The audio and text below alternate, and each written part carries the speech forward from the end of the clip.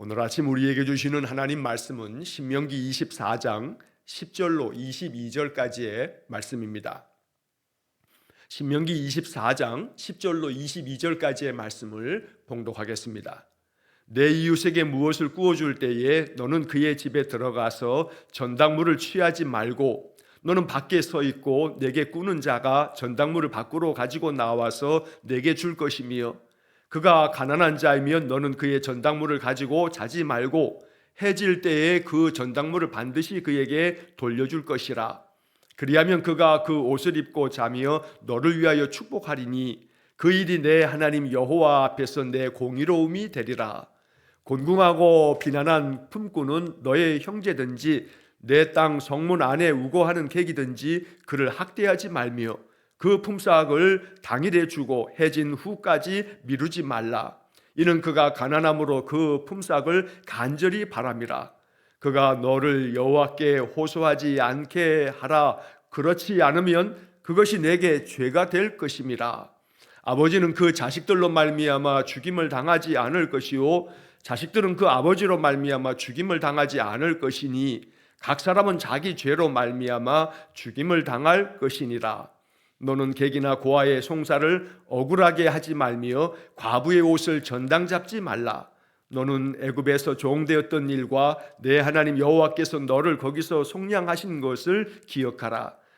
이러므로 내가 내게 이 일을 행하라 명령하노라. 내가 밭에서 곡식을 벨 때에 그 한 뭇을 밭에 잊어버렸거든 다시 가서 가져오지 말고 나그네와 고아와 과부를 위하여 남겨두라.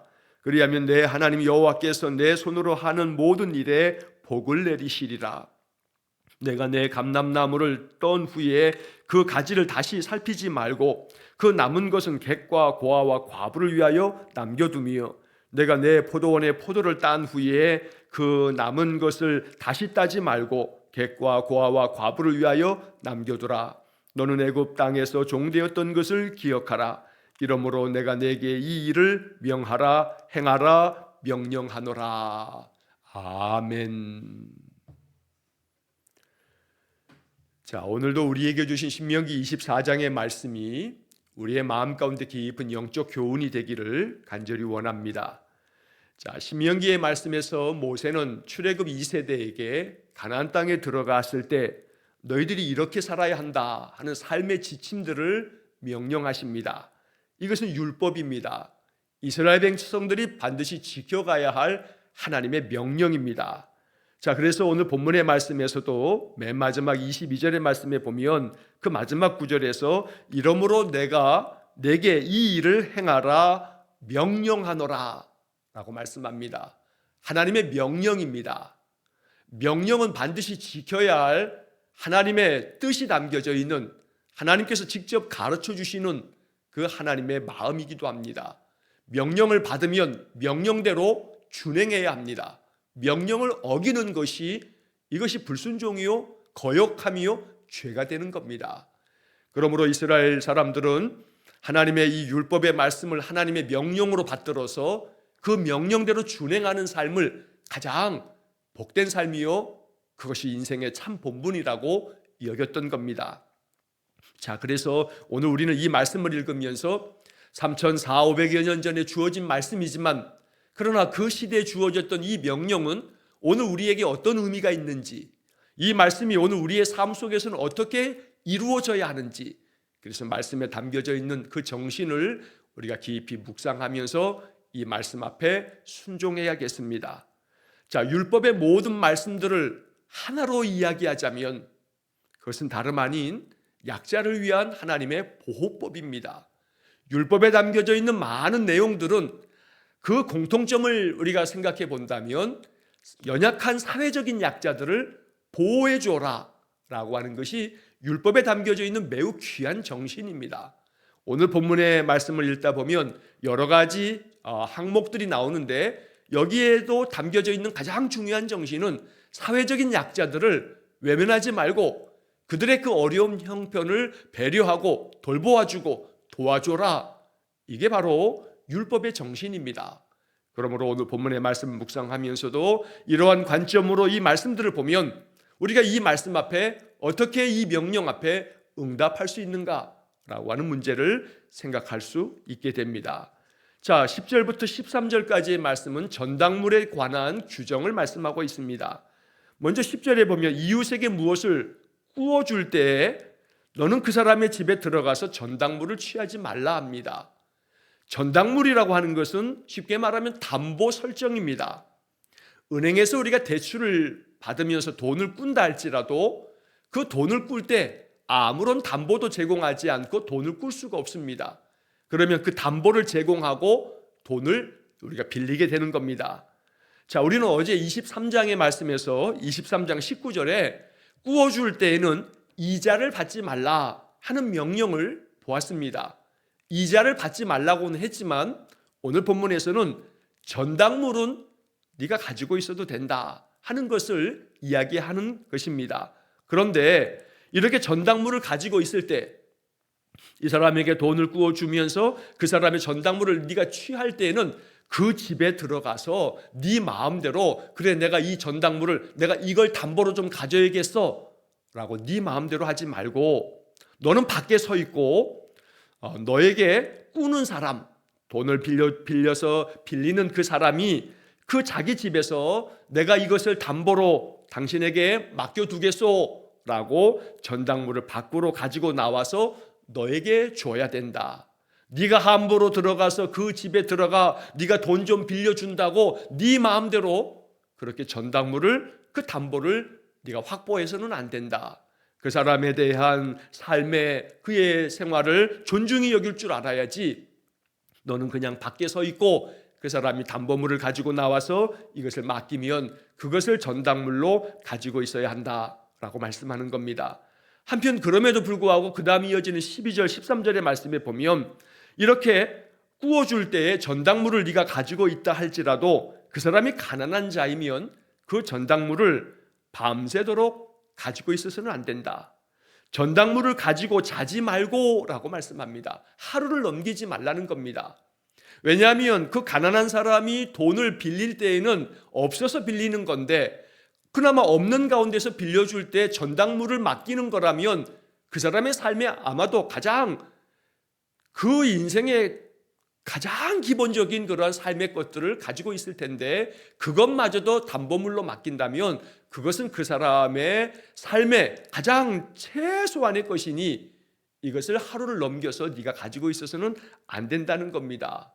맷돌을 가지고 있으면 그 맷돌로 곡식들을 갈아서 그 간 곡식을 가지고 음식을 해 먹어야 되는데 맷돌을 담보물로 가져가 버리면 그가 음식물을 어떻게 만들어 먹겠나. 그러니 맷돌은 전당물로 가지고 가지 말라. 만약에 가져간다 할지라도 그 하루를 넘기지 말아라 라고 하는 그런 규정들이 율법의 규정들인 겁니다.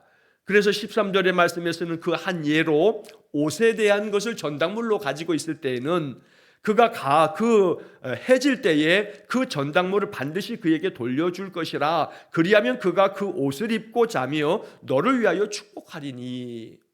옷을 전당물로 잡았을 때에는 옷을 그 밤이 지나도록 하룻밤을 지나지 말고 해가 지기 전에 그 전당물로 잡고 있는 옷은 돌려주도록 해라 라고 이렇게 말씀합니다. 그렇게 되면 그 빌린 사람이 너의 그 자비로운 배려에 대해서 감사히 여기며 너를 축복하게 될 거다. 그렇게 되면 그 일이 이렇게 너희가 가난한 자 또 어려운 이웃에게 행했던 이 일들이 너의 하나님 여호와 앞에서 너의 공의로움이 되리라 말씀합니다. 우리는 이 말씀에서 이것을 깨닫습니다. 하나님께서 의롭게 여기시는 게 뭔가? 하나님 앞에서 의로움의 기준이 뭔가? 다름 아닌 약한 자들을 대하는 태도에서 이 사람의 의로움이 나타난다는 겁니다. 사회적인 약자와 또 힘이 없는 자를 향한 이 사람의 마음의 자세, 어떤 태도로 사람들을 대하는가라는 것을 보면 그 사람이 의로운지 아니면 불의한지를 하나님께서 그렇게 구분하시겠다 말씀하는 겁니다.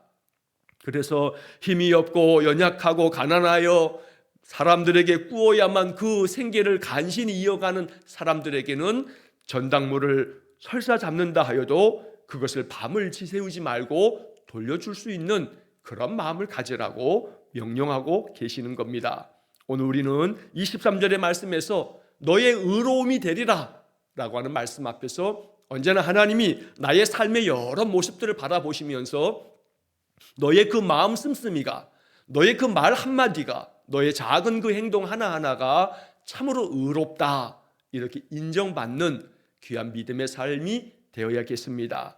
자, 이어서 14절과 15절 말씀에서는 품꾼들에게 싹을 줄 때에는 그 싹을 미루지 말라라고 말씀합니다. 자, 14절에 곤궁하고 비난한 품꾼은 너희 형제든지 내 땅 성문 안에 우거하는 객이든지 그를 학대하지 말며 그 품삯을 당일에 주고 해진 후까지 미루지 말라 말씀합니다. 품꾼은 종이 아닙니다. 자유로운 자유인인데 여러 가지 형편으로 가난해지게 돼서 자기의 그 몸을 가지고 일을 함으로써 그 일에 대한 값을 받아 살아가는 그러한 사람에게 너의 형제든지 즉 같은 민족이든지 아니면 너의 땅 그 성문 안에 우거하는 객이든지, 여기 객이라고 하는 이 말을 세번역 성경에서는 외국 사람이라고 번역을 합니다. 그러니까 같은 민족 사람이든지 아니면 외국인 노동자이든지 그 곤궁하고 비난한 그 품꾼, 가난하고 또 자신의 그 몸을 품을 팔아서 살아가는 그러한 사람들에게 그를 학대하지 말라라고 말씀합니다. 세번역 성경의 번역으로 보면 가난하여 품팔이 하는 사람을 억울하게 해서는 안 됩니다. 학대하지 말라 하는 말씀을 억울하게 하지 말라라고 세번역 성경은 번역합니다. 또 한편 그 품삯을 당일에 주고 해진 후까지 미루지 말라. 그날 품삯을 받아서 하루하루를 연명하고 있는 사람들에게 그 품삯을 해진 다음에 미뤄서 그 다음으로 넘겨버리면 그 사람의 가족들이 하루를 어떻게 살 수 있겠나. 그러니 품삯은 당일에 주고 해진 후까지 미루지 말라고 명령하고 있는 겁니다. 자, 이 말씀은 요즘 말로 하게 되면 이 사용자들이 근로자들, 노동자들의 임금을 체불하는 임금 체불하지 말라라고 하는 그런 명령이기도 합니다. 안타까운 것은 오늘날 우리가 살고 있는 이 대한민국에도 임금 체불의 문제가 심각합니다. 제가 좀 자료를 찾아봤더니 2022년도 2년 전의 자료이긴 합니다만 그 통계에 의하면 국정감사 자료에서 한 국회의원이 이 국정감사 자료를 요청해서 받은 그 보고에 의하면 거의 매년 우리나라 전체 이 노동자들에 대한 그 사용자들의 임금 체불액이 매년 거의 1조 3천억 원이 넘습니다.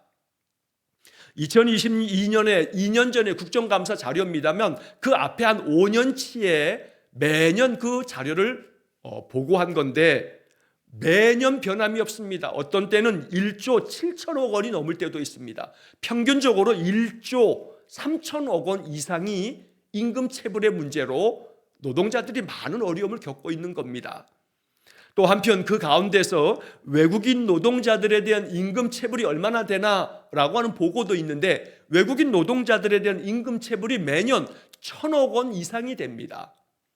자, 그러다 보니 외국인 노동자의 숫자는 많지 않기 때문에 비율로 따지면 외국인 노동자에 대한 임금 체불이 훨씬 비율적으로 많은 겁니다. 우리가 살고 있는 이 대한민국 땅이 지금 매년 그런 일을 저지르고 있는 겁니다. 어찌 보면 그러한 사용자들 가운데 기독교인이 아무도 없을 거다라고 말할 수 없습니다. 기독교인 사용자들 중에서도 이렇게 임금 체불로 인해서 노동자들을 일을 다 시켜놓고 그 임금을 미루거나 임금 체불하여서 그들이 삶을 살 수 없는, 그래서 소송을 해야 되는 그런 문제가 벌어지고 있다는 것입니다. 자, 그런 점에서 오늘 이어지는 그 15절 말씀의 마지막 부분 보면 이는 그가 가난함으로 그 품삯을 간절히 바람이라. 그가 너를 여호와께 호소하지 않게 하라. 그렇지 않으면 그것이 내게 죄가 될 것임이라. 임금 체불하여 그의 품삯을 주지 않게 되면 그 품삯은 그가 간절히 바라는 건데 네가 그것을 외면해 버리면 그가 하나님께 호소하고 말 거다. 하나님께 호소하지 않도록 임금 체불하지 말라 하고 명령하시는 겁니다. 그렇지 않으면 그것이 너에게 죄가 될 거다. 오늘 이 말씀은 3,400여 년, 3,500여 년 전에 그 옛날 이야기가 아니고 현대를 살아가고 있는 오늘 우리들의 삶의 이야기가 된다는 겁니다. 그러므로 기독교 신자들 가운데 여러 함께 일하는 그러한 근로자들, 노동자들이 함께 일할 때에 그들을 잘 대해줄 줄 아는 그런 마음이 정말로 필요하다라고 하는 것이고, 그런 점에서 우리는 여기서 객에게 학대하지 말고 그들을 잘 대해주라는 이 말씀 앞에서도 오늘날 이 한국 대한민국 땅에 많은 외국인 근로자들이 와서 일합니다. 이역만리 타국에 와서 언어도 통하지 않는 그런 사람들이 참으로 어렵게 그렇게 일하고 있습니다. 그러므로 만약 함께 일하는 그러한 현장에서 외국인 그런 노동자들이 함께 일할 때에는 그들에게 따뜻한 마음으로 주님의 사랑이 내 마음속에서 전달될 수 있도록 그렇게 자비로운 마음을 갖는 것, 이것이 오늘 우리가 이 성경의 말씀에 응답하는 방법이 되겠습니다. 저는 이 말씀을 읽으면서 한 분이 생각이 났습니다. 그래서 그분을 위해서 제가 마음속에 기도를 했습니다. 다름 아닌 우리가 한 달에 2번씩 식사를 할 때 우리 박승인 권사님이 일하시는 나주식당에 도움을 얻어서 그곳에서 이렇게 함께 일하시는 분들이 우리 박 권사님이 또 힘을 쏟으셔서 우리가 식사에 많은 것들을 제공을 받습니다. 이 나주식당에 우리 김현욱 사장님을 제가 몇 차례 만나면서 우리 김 사장님의 그 모습에서 제가 마음속에 참 여러 가지 감동을 받습니다. 자, 이 나주식당에도 외국인 근로자들이 몇 분들이 계십니다. 그런데 그분들이 참 우리 김 사장님이 그분들을 잘 섬기는 모습을 봅니다. 병원에 어떤 아프면 병원에도 데려가서 치료받게 하고, 이런 모든 배려들이 얼마나 참 섬세하게 배려를 해주는지 제가 그 이야기를 들을 때마다 참 아름다운 마음이다 라고 하는 그런 생각을 자주 하게 됩니다. 오늘 이 땅에 사는 그리스도인들이 그러한 모습을 가지고 살아간다면 이 나라는 하나님께서 의롭게 여기시는 복된 나라가 될 것입니다. 그러므로 오늘 우리는 언제나 함께 일하는 이들에게 참으로 박대하고 학대하고 또 야박하게 그들을 구는 것이 아니라 오히려 따뜻한 마음으로 또 그들의 그 당연한 권리를 온전히 지켜주고, 그래서 많은 외국인 노동자들이 이 땅에서도 정말 아름다운 그런 한국 사람들의 선한 양심을 볼 수 있도록 그렇게 우리 모든 이들이 힘써야 되겠습니다. 자, 16절의 말씀에는 연자죄라고 부르는 그런 것 하지 말라라고 하는 금지 명령입니다. 자, 16절에 보면 아버지는 그 자식들로 말미암아 죽임을 당하지 않을 것이요 자식들은 그 아버지로 말미암아 죽임을 당하지 않을 것이니 각 사람은 자기 죄로 말미암아 죽임을 당할 것이니라. 아버지가 잘못을 했는데 그 아버지 때문에 자식이 죽을 수는 없는 겁니다. 반대로 자식이 잘못을 했는데 그 자식이 아버지로 말미암아 자식으로 말미암아 아버지가 죽을 수도 없는 겁니다. 그러니 각 사람은 자기 죄로 말미암아 그 죄에 대한 심판은 각자가 받는 것이라고 말씀하는 겁니다. 자, 이 율법의 정신은 선지서에까지 계속 영향을 미칩니다. 그래서 한 예로 예레미야 선지자가 이와 같은 말씀을 또 선포하십니다. 예레미야 31장 29절과 30절의 말씀에 보면 같은 말씀이 이렇게 표현됩니다. 예레미야 선지자의 말씀에 아버지가 신포도를 먹었으므로 아들들의 이가 시다 하지 아니하겠고 신포도를 먹은 자마다 그의 이가 신 것 같이. 아주 신포도를 아버지가 먹었는데 아들이 아이고 쉬어 라고 할 수 없는 겁니다. 그러니까 신포도를 먹은 사람은 그 먹은 사람의 이가 신 것이지 먹지 않은 사람의 이가 시면 안 되는 겁니다. 그럴 수 없다는 겁니다. 그러므로 예레미야 31장 30절 말씀에서는 이렇게 선지자가 말씀합니다. 누구나 자기의 죄악으로 말미암아 죽으리라. 누구나 자기의 죄악으로 말미암아 죽으리라. 예레미야 31장 30절에 나오는 말씀입니다. 오늘 이 율법의 말씀 신명기 24장 16절의 말씀을 예레미야 선지자가 이렇게 다시 또 강조하여 이스라엘 백성들에게 남유다 백성들에게 하나님의 말씀을 전하고 있는 것입니다. 각 사람은 자기 죄로 말미암아 죽임을 당할 것이라 하는 말씀 앞에서 나는 내 삶에 대해서 내가 책임지는 겁니다. 그러므로 내 삶이 하나님 앞에서 언제나 의로운 삶이 되고 하나님이 보시기에 참 좋다 칭찬하는 삶이 되도록 언제나 우리의 모든 행실을 늘 바르게 하고 언제나 지혜롭게 하나님의 뜻을 잘 받드는 그런 믿음의 인생이 되어야겠습니다.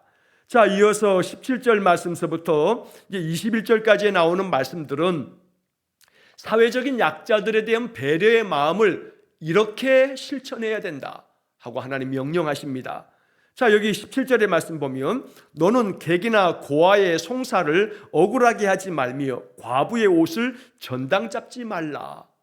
여기서 객이나 했을 때 아까 말씀드렸던 14절의 말씀처럼 이 객은 외국인들을 말하는 겁니다. 자, 이 외국인들 다른 나라에서 와서 이렇게 다른 곳에서 사는 이 외국인들, 이 외국인 노동자들, 우리나라에서는 결혼 이민자를 포함해서 또 난민들도 있고 또 외국인 노동자들도 또 많습니다. 점점 그 수가 많아집니다. 이제는 우리 사회가 그런 많은 외국인들이 들어와서 살 수밖에 없는 그런 사회적 구조를 갖게 됩니다. 자, 그랬을 때 객이나 또 고아의 송사는 억울한 일이 생겨서 이것에 대하여 재판을 벌여서 나의 이 억울함을 풀어달라고 재판을 했을 때 이 객이나 고아들, 이 힘없는 사회적 약자들의 이 재판을 억울하게 하지 말라. 힘 있는 자의 편에서, 가진 자의 편에서 가진 자들이 많은 가장 강력한 로펌의 변호사들을 선임하고 전관들을 선임해서 그래서 법관을 지내고 퇴임한 사람, 전임 검사장급 이상의 사람들이 퇴임하자마자 바로 변호사 개업하면 전관 예우라고 하는 이것이 암묵적으로 우리 사회에 얼마나 뿌리 깊은지 모릅니다. 자, 이렇게 되면 아무리 억울해도 전관이 변호를 맡은 사건은 무조건 거기서 이기게 되어지는 이 어처구니 없고 말도 안 되는 이 부조리한 세상, 이것이 우리 대한민국의 지금 현재 모습입니다. 그래서 오늘 27절의 말씀은 3,500여 년 전의 얘기가 아니고 오늘 지금 대한민국의 이야기라는 것입니다. 가난하고 연약하고 힘없는 부모도 없는 고아나 외국인 노동자들이나 힘없는 자들의 그 재판을 억울하게 하지 말라. 또 과부의 옷을 전당 잡지 말라. 그가 가지고 있는 것이 옷밖에 없는데 그 옷을 전당 잡으면 그가 어찌 살 수 있겠나. 그러니 그렇게 하지 말라라고 명령하는 겁니다. 그러면서 18절의 말씀에서는 하나님께서 이스라엘 백성들에게 이렇게 아주 강한 일침을 가하십니다. 너는 애굽에서 종되었던 일과 내 하나님 여호와께서 너를 거기서 속량하신 것을 기억하라. 기억해라. 너도 애굽에서 종되었다. 너의 조상들의 땅 가나안 땅에서 너희들이 애굽으로 내려가 살 때 그 애굽은 너희들은 거기서 외국인이었고 외국인 노동자였다. 종이었다. 그런데 거기서 하나님께서 너희들을 속량해 주셔서 건져내 주셨지 않느냐. 그러니 너희들 옛적 너희들의 삶을 잊어버려서는 안 된다. 올챙이 때 시절을 잊어버리면 안 되듯 너희들이 지난날 종으로서 얼마나 학대를 받았고 얼마나 너희들이 외국인으로서 얼마나 많은 비참한 일들을 겪었느냐. 그러니 이제 너희들의 그 본향으로 돌아가 이제 그 땅에서 살 때 너희들이 옛적에 너희들의 형편은 잊어버리고 그렇게 객이나 고아나 과부나 힘없는 사회적 약자를 학대하듯 그렇게 한다면 그것은 너희들의 악이다, 죄악이다 라고 하나님 말씀하고 계시는 겁니다. 그러니 기억해라. 너희들도 얼마나 힘겹고 어려운 시절을 살았는지 오늘 이 말씀을 우리는 마음속에 깊이 기억해야 합니다. 대한민국이 참 전쟁 이후에 힘들고 어려웠을 때 독일로 또 많은 나라들로 많은 사람들이 돈을 벌기 위해서 갔습니다. 광부로 또 힘겨운 간호사로 가서 일해서 그리고 또 사우디아라비아나 저 중동 지역으로 가서 중동의 그 건설 현장에서 힘겹게 노동을 하면서 그렇게 돈을 벌어서 이 나라가 근대화 때에 그렇게 많은 힘을 얻을 수가 있었습니다. 우리가 그렇게 많은 나라에 가서 품을 팔아야 하는 외국인 노동자로 살았던 시대가 있었다는 겁니다. 그렇다면 지금 너희들이 그 시절에 너희들의 그 삶의 모습을 기억해라 라고 하는 말씀으로 우리가 이 말씀을 볼 수 있겠다는 것입니다. 자, 그래서 이제 그 다음 18절 마지막에 보면 이러므로 내가 내게 이 일을 행하라 명령하노라. 이런 것들을 너희들이 행하라고 내가 명령하는 나의 명령이다 라고 하나님 말씀합니다. 오늘 우리는 이런 말씀의 정신을 잘 배워서 힘없고 연약한 사람들, 나보다 연약하고 나보다 가진 것이 없고 힘겨운 사람들, 이러한 사람들에 대한 따뜻한 마음, 또한 내 주변의 사람들에 대한 배려의 마음, 이것이야말로 하나님이 의롭게 여기시며 하나님이 참 칭찬하시는 진실한 믿음의 사람의 삶이 되는 것입니다.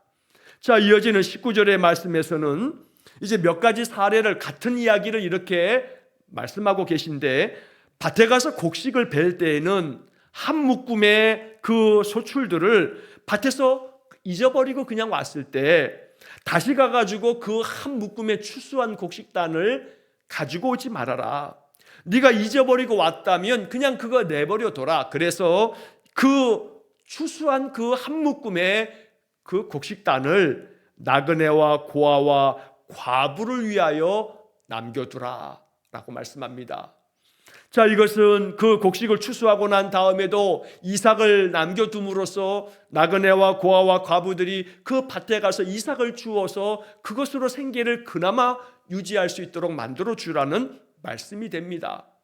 우리는 이 말씀을 룻기에서 보게 됩니다. 자, 룻과 그의 시어머니 나오미가 모압 땅에 가서 살다가 남편들이 다 죽고 난 다음에 고향 땅 베들레헴으로 돌아옵니다. 베들레헴으로 돌아왔지만 그 룻이 연세 많은 시어머니를 모시고 살면서 두 과부가 살 길이 없습니다. 그런데 그때 밭에 나아가서 이삭을 주어서 끼니를 해결합니다. 공교롭게도 하나님이 인도하셔서 이 룻이 가서 이삭을 주셨던 밭이 보아스라고 하는 사람의 밭입니다. 그런데 그 보아스가 여러 그 자기 집에 일하는 사람들의 이야기를 듣다 보니 한 여인이 이삭을 줍고 있는데 저 여인이 누구냐 물었더니 시어머니 나오미를 모시고 있는 며느리인데 모압 사람인데 어머니 모시겠다고 이렇게 이삭을 줍습니다 하니까 보아스가 이삭을 일부러 떨어뜨리라고, 그래서 그 이삭을 가지고서 시어머니를 잘 봉양하라고 하는 그런 이야기를 룻기에서 봅니다. 이게 이스라엘 사람들이 이 율법의 말씀을 지켰던 그런 삶의 모습이 된다는 겁니다. 자, 그러므로 오늘 이 곡식단을 추수할 때에도 이렇게 나그네와 고아와 과부를 위해서 남겨둘 줄 아는 그런 마음, 우리 조상들이 가지고 있었던 참 아름다운 마음 중에 까치밥이라는 것이 있습니다. 감을 이렇게 감나무에서 따더라도 몇 개를 그냥 그대로 내버려 둠으로써 새들이 먹을, 저건 새밥이다, 까치밥이다 라고 하면서 그 열매를 따지 않는 그런 것처럼, 그게 바로 이 말씀 속에 담겨져 있는 그런 마음의 그 뜻이 되는 겁니다. 자, 그래서 여기서 남겨두라라고 하는 이 말씀을 하시면서 그리하면 내 하나님 여호와께서 내 손으로 하는 모든 일에 복을 내리시리라 말씀합니다. 복을 얻는 길은 따뜻한 배려와 자비로운 마음으로 연약하고 힘없는 이들에게 그렇게 넉넉한 마음으로 그들을 배려할 줄 아는 것, 이것이 하나님께서 인정하시고 축복하시는 일이다 라고 하나님 말씀하십니다. 자, 이런 이야기를 또 같은 표현으로 이렇게 말씀하는 겁니다. 감람나무에 감람 열매를 떨 때 그 가지를 다시 살피지 말아라. 감람나무 그 감람 올리브가 어디 또 있는가, 그 가지에 아이고 저기도 남아있네, 그 가지마다 다 살펴가지고 그 올리브를 다 따지 말라고 말씀하시는 겁니다. 그래서 그 남은 것은 객과 고아와 과부를 위하여 남겨두라고 말씀합니다. 또 그 다음에 이어지는 21절도 마찬가지입니다. 포도원에서 포도를 딸 때에도 따고 난 다음에 포도 열매에 남은 것을 다시 따지 말라. 하나도 남기지 않고 다 몽졸이 따가는 일, 그거 하지 말아라. 일부러 더 남겨두어서 객과 고아와 과부를 위해서 남겨둬라 말씀합니다. 여기 계속해서 반복되어지는 것은 객과 고아와 과부, 나그네와 고아와 과부를 위하여, 사회적인 약자를 위해서 남겨둬라. 이 남겨두라고 하는 이 하나님의 명령 속에 하나님의 사랑의 마음이 담겨 있는 겁니다. 오늘 이 땅을 살아가는 우리들이 하나님의 이 명령 앞에서 우리가 순종해야겠습니다. 남겨둘 줄 아는 마음, 내 것이라 해서 몽졸이 다 가져가는 게 아니라 내 것 중에서 일부를 좀 남겨둘 줄 아는 그런 마음, 이것이 참으로 하나님의 형상을 닮은 아름다운 사람의 모습입니다. 하물며 신자들이 이런 마음을 배우지 못한다면 믿지 않는데도 불구하고 인간의 본연의 이 아름다운 마음을 가지고 사는 불신자들이 그렇게 살지 않는 신자를 바라볼 때 얼마나 이 믿는 사람들에 대한 이 조소 어린 그 비아냥이 있겠습니까? 저렇게 예수를 믿을 바에는 예수 안 믿고 이런 선한 마음을 가지고 사는 게 낫지라고 하는 시대가 돼버렸다는 겁니다. 그러므로 믿음의 사람들은 더더욱이 이러한 명령 앞에서 순종할 것을 결단해야 합니다.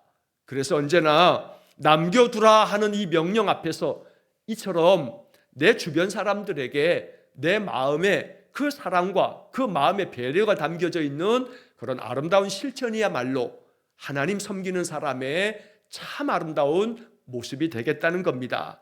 또 한 번 마지막 22절 말씀에서 너는 애굽 땅에서 종되었던 것을 기억하라. 이러므로 내가 내게 이 일을 행하라 명령하노라. 다시 한번 이 말씀을 반복합니다. 그러니 옛적에 너희들도 그런 형편에 있었으니 지금 너희들이 조금 나은 형편에 있다 해서 그렇게 야박하게 굴지 말라. 자비로운 마음을 가지고 선을 행하라 말씀하는 겁니다. 오늘 이 신명기 24장에 담겨져 있는 이 말씀을 마음 깊이 기억하면서 하나님의 뜻을 받드는 믿음의 사람 되시기를 축원합니다. 시편 41편 1절 말씀에 이런 말씀이 있습니다. 가난한 자를 보살피는 자에게 복이 있으며 라는 말씀이 나옵니다.